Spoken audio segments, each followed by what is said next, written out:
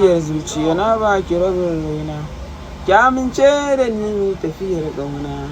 Ajiyar zuciya na baka masoyina, ka ji zance na so bai wuce ƙauna ba.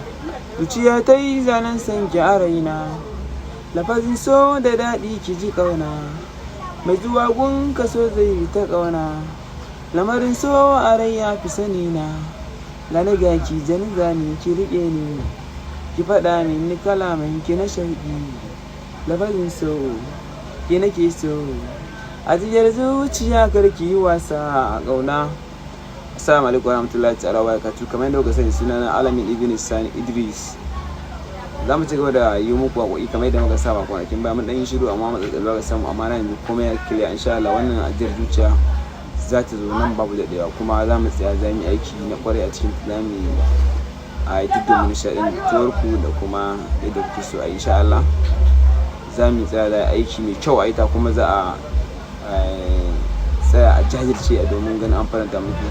Ni ne naku Alamin Ibn Sani Idris. Kusance da ni a cikin YouTube ɗina, kusance masu yi mana subscribing da kuma like us a kan kai. Mun gode, ku danna ƙararrawa da mun ɗora